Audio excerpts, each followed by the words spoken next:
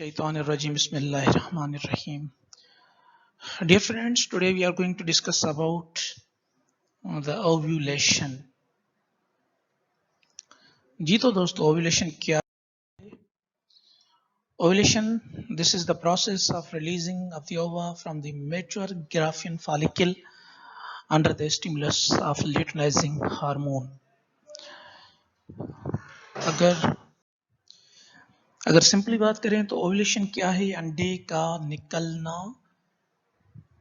Ovary से, या आप उसे कहते हैं mature Graafian follicle under the action of or under the influence of luteinizing hormone, तो उस अमल को हम कहते हैं ओव्यूलेशन, यानी सिंपली अंडे का जो है रिलीज होना, अंडे का बाहर आना ओवरी से. Okay.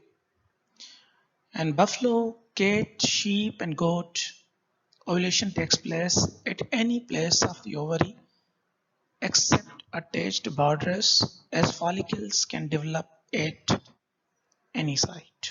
Okay. But when we talk about the mare, the ovulation takes place at an specific location that is known as ovulation fossa.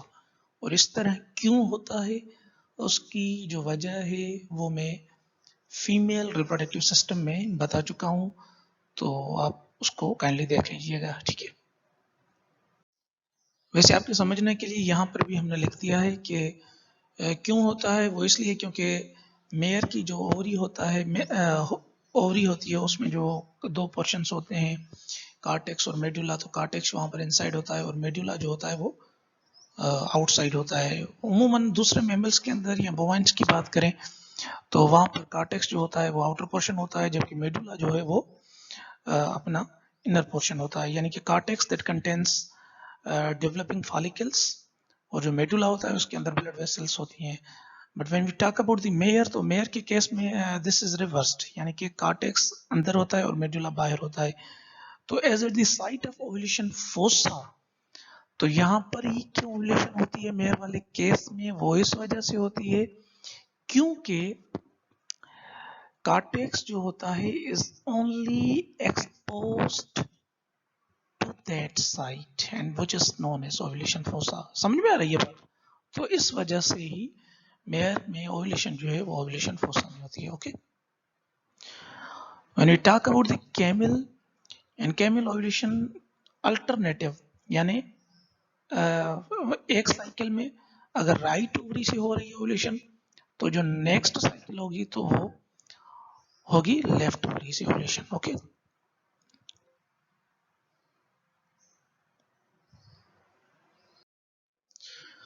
अच्छा, एक होते हैं जानवर जिनको कहते हैं हम इंड्यूस्ड ओव्यूलेटर्स. वो क्या है? These are the animals which require certain stimuli for the ovulation. ये वो जानवर होते हैं जिनको किसी तहर्रुक की जरूरत होती है फॉर द ओव्यूलेशन. तो those animals are known as the induced ovulators, यानी वो जानवर जिनको certain stimulus की जरूरत हो फॉर द ओव्यूलेशन. जब तक स्टिमुलस ना मिले तो ओव्यूलेशन ना हो. ठीक है. And these animals ovulation occur after mating. ये जो जानवर होते हैं इनमें ओव्यूलेशन तब होती है जब मेटिंग हो. समझ रहे हैं बात क्यों? इनमें कौन से जानवर हैं? कैट हो गई, camel, rabbit and the lion. Is it okay? तो ये इंड्यूस्ड ओव्यूलेटर्स हैं. अच्छा, यहाँ पर एक और बात आपको बताता चलूं बेटा कि कैमल्स जो हैं दे हैव लॉन्ग कॉपुलेशन, यानी इनकी कॉपुलेशन जो है, इनका जो अपना आप कह सकते हैं कि इनका जो सेक्स का जो टाइम है या इनका सेक्स की जो ड्यूरेशन है, कॉपुलेशन की जो ड्यूरेशन है वो लंबी है. तकरीबन 1 घंटे तक ये जो है वो एक दूसरे से मिले हुए रहते हैं, मेल और फीमेल, और इनकी कॉपुलेशन रहती है. ठीक है.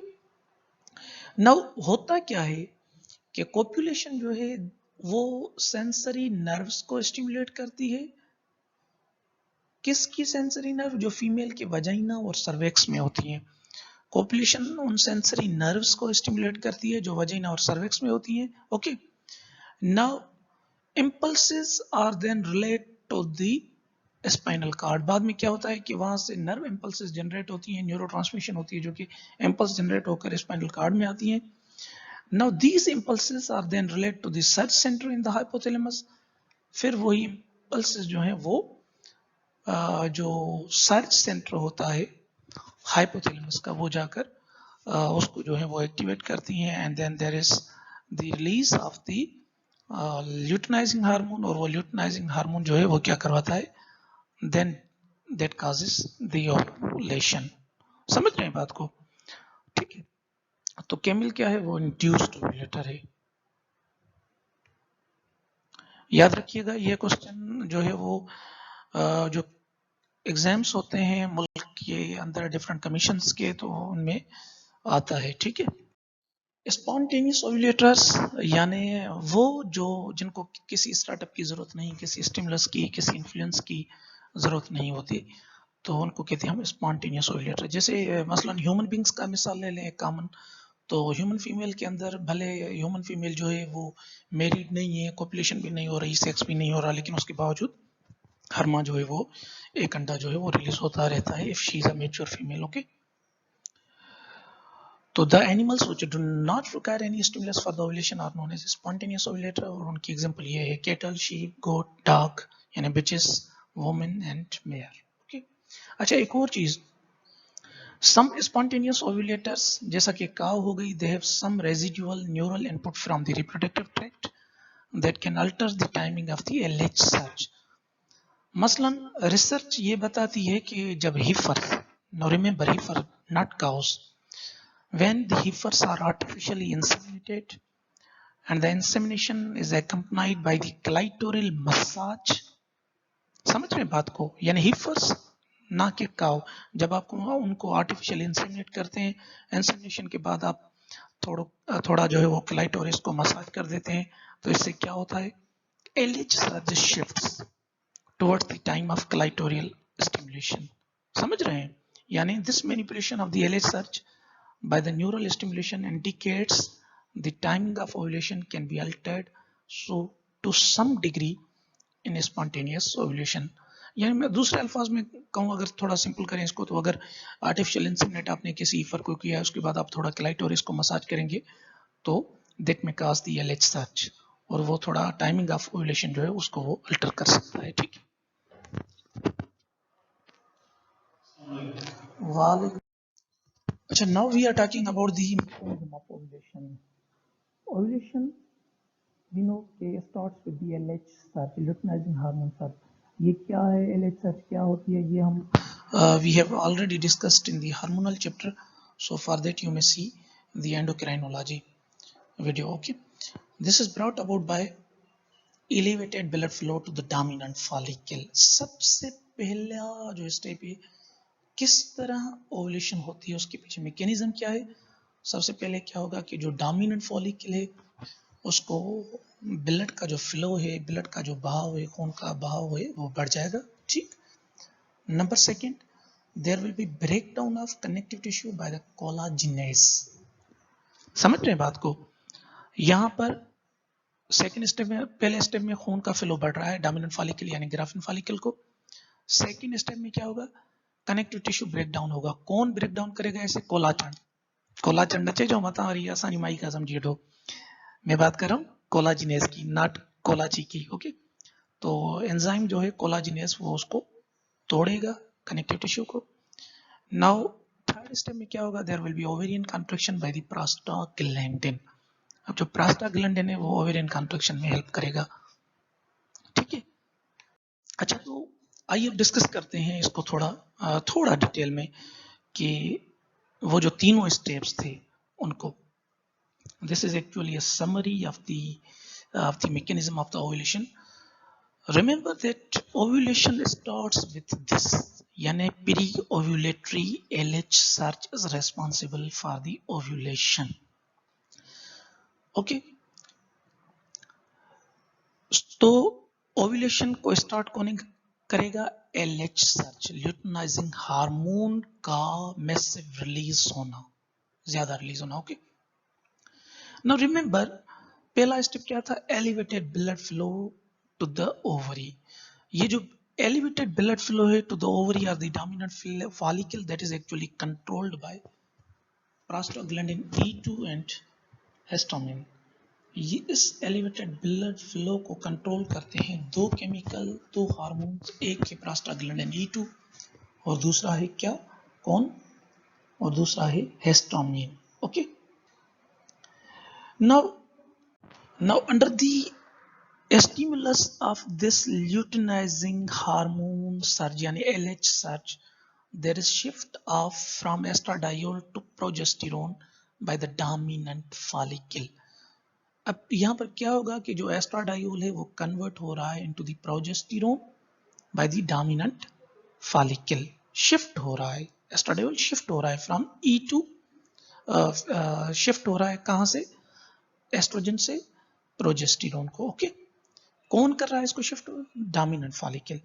अच्छा, एट दिस स्टेज और यू में से at the first, this transition involves only a small quantity of progesterone. यहाँ पर small quantity जो है वो progesterone की वो बनेगी. समझ रहे हैं बात को. Now this progesterone produced locally at the follicular level, ये लाजमी है. The question is why this progesterone is necessary, why this progesterone is essential, क्यों लाजिम है, for the second step of the ovulation. और second step क्या था, yes correct, that was the breakdown of the connective tissue by the collagenase. तो progesterone इसलिए लाजमी है ताकि, क्योंकि प्रोजेस्टेरोन क्या करेगा, it will cause the synthesis of the collagenase enzyme. ये कोलाजन को बनाएगा, कोलाजिनेज को, ये कोलाची को बनाएगा. समझ रहे हैं बेटा बात को, यानी ये कोलाजिनेज एंजाइम को जो है ये बनाएगा. Progesterone will stimulate the synthesis of collagenase by the theca interna. And we know ये जो कोलाजिनेज है, ये जो कोलाची है, सॉरी जस्ट जोकिंग, तो ये जो कोलाजिनेज एंजाइम है that is a major component of connective tissue. ये मेजर कंपोनेंट जो होता है कनेक्टिव टिश्यू का, ये कोलाजिनेज, उस कोलाजिनेज क्या है, एंजाइम है जो कि मेजर कंपोनेंट होता है कनेक्टिव टिश्यू का, जैसे कहते हैं कोलाजिन. तो ये कोलाजिन को तोड़ेगा. प्लीज समझिएगा, थोड़ा मैं रिपीट करता हूँ. कोलाजिनेज एक एंजाइम है जो क्या करेगा, ब्रेक डाउन कराएगा कोलाजिन की. और कोलाजिन क्या है, collagen that is a major component of connective tissue. तो अच्छा, तो यहाँ पर फिर क्या हुआ, यहाँ पर जो सेकेंड स्टेप था हमारा, यहाँ पर जो सेकेंड स्टेप था that is breakdown of the connective tissue by the collagenase, अब वो कंप्लीट हो गया. समझ रहे हैं. फर्स्ट स्टेप में blood flow to the ovary and dominant follicle बढ़ा, ठीक है. स्टिमुलेट किसने किया, LH सर्ज ने. और ये ब्लड फ्लो किस तरह बढ़ा, इसके पीछे कौन है, इसके पीछे किसके हाथ हैं, इसके पीछे हैं PGE2 और histamine. But remember under the influence of LH surge. Okay, बाद में क्या हुआ, बाद में एस्ट्रोजन जो है वो प्रोजेस्टेरोन में शिफ्ट हुआ बाय द डोमिनेंट फॉलिकल. अब इसने, why progesterone is necessary, progesterone is necessary for the synthesis of an enzyme that is collagenase. Collagenase क्यों लाजमी है, क्योंकि कोलाजिनेज जो है वो सेकंड स्टेप ऑफ ओव्यूलेशन में हेल्प करेगा, यानी ब्रेकडाउन ऑफ कनेक्टिव टिश्यू. तो ये कोलाजिनेज एंजाइम क्या करेगा, ये कोलाजिन को, यानी ये कोलाजन को तोड़ेगा. ओके, तो ये कोलाजिन की ब्रेकडाउन करेगा, that is actually the major component of connective tissue. Is it okay. अच्छा, अब क्या होगा, now what will happen, now what will happen after the LH surge. LH surge के बाद क्या होगा, बोथ प्रोस्टाग्लैंडिन E2 यानी ये वाला and PGF2 alpha, they will be secreted locally by the ovary. Locally इनको ओवरी जो है वो सीक्रेट करेगी PGF2 अल्फा को भी और इसको भी, ठीक है, because these are the local hormones. तो PGF2 अल्फा क्या कराएगा, PGF2 alpha will cause the release of lysosomal enzymes. इसने lysosomal enzymes बनाए, as well as it will cause the contraction of the smooth muscles. Okay. Now lysosomal enzymes क्या करेंगे, ये lysosomal enzymes जो follicular walls हैं, follicle की Waals हैं यानी जो कनेक्टिव टिश्यू है ये उसको और कमज़ोर करेंगे। एक तो उसको कनेक्टिव टिश्यू को तोड़ दिया एंजाइम कोलाजिनेज ने, कोलाची साहब ने उसको तोड़ दिया, ठीक है, लेकिन उसको ज़्यादा कमज़ोर कौन करेंगे? These lysosomal enzymes. और साथ में क्या हो रहा है? साथ में ये भी हो रहा है कि PGF2 अल्फा जो है वो कंट्रक्शन करवा रहा है ओवेरियन स्मूथ मसल्स की। नाउ ओवेरियन स्मूथ मसल की कंट्रक्शन से क्या हो रहा है? There is increased follicular pressure, follicles के ऊपर प्रेशर बढ़ेगा, फॉलिकल की वाल जो है वो कमजोर होगी, and as a result of increased blood flow to the ovary hyperaemia होगी, ओडिमा होगी। तो ये सारी चीजें मिलकर यानी oedema, follicular pressure, follicle weakness, wall की वीकनेस, ये सारे स्टेप्स मिलकर यानी तीन कौन से? Blood, elevated blood flow to the ovary, synthesis, breakdown of the connective tissue, okay, and the ovarian contractions। तो ये तीनों मिलकर क्या कराएंगे? They will cause the ovulation। Is it okay? So this is how the ovulation or the process of ovulation takes place। Also you may see this too, other जो हैं factors वो भी हैं इन्वॉल्व, मेजर यही थे। अच्छा, इसको थोड़ा अगर समराइज करें तो तीन स्टेप्स। पहला स्टेप क्या?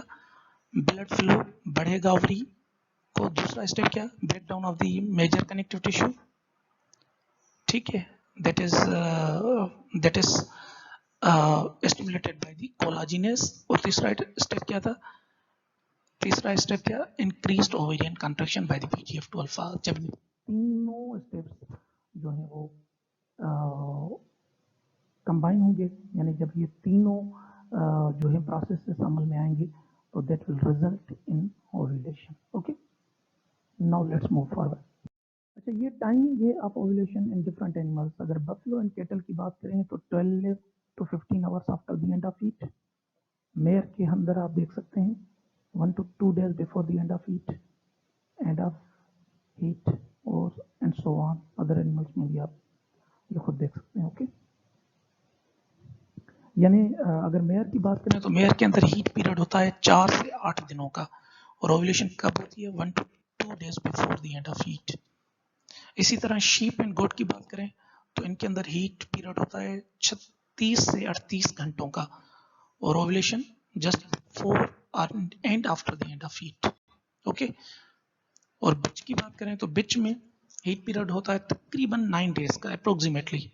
ओके, और ओव्यूलेशन कब हो रही है? 1 to 2 days after the start of heat. Okay,